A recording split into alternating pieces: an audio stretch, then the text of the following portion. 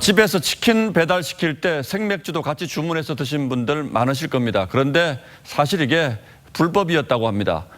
정부가 주세법을 고쳐서 어제부터는 합법화가 되긴 했는데 뭐 이런 것까지 법을 고쳐야 가능한 건지 그 이유를 강동원 기자와 따져보도록 하겠습니다. 자, 강 기자, 저도 사실 한두 번 생맥주 같이 주문해서 먹은 기억이 있는데 불법이란 얘기는 처음 듣습니다. 그렇습니다. 이게 알게 모르게 다들 불법을 저지르고 있었던 겁니다. 예.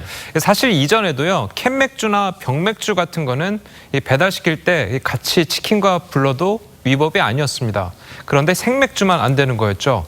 자, 보통 우리가 치킨집에서 생맥주를 같이 배달시키면 이 페트병에 담아서 오는데, 자, 이 페트병에 담는 과정이 주세법에서 금지하고 있는 가공, 조작 행위가 됐던 겁니다. 예. 자, 그런데 이번에 주세법 기본 통칙을 원포인트로 고쳐서 생맥주를 페트병에 옮겨 담는 행위는 가공, 조작 행위로 보지 않는다. 이렇게 한 겁니다.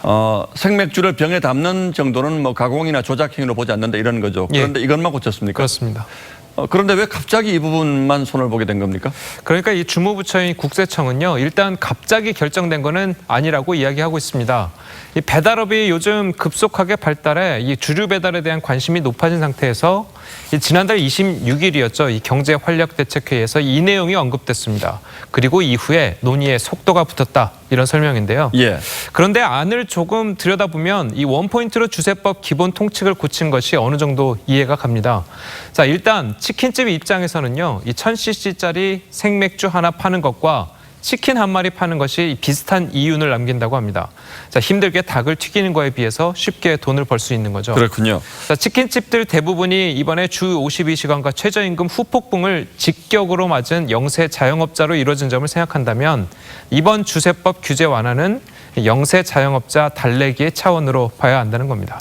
그동안 치킨집 하시는 분들은 그동안 이게 위법이라는 것 알면서도 이윤이 남으니까 눈치 보면서 했는데 이제는 정부가 당당히 해도 좋다 이렇게 풀어준 셈이군요. 맞습니다. 그런데 치킨 시키지 않고 생맥주만 배달시켜도 됩니까?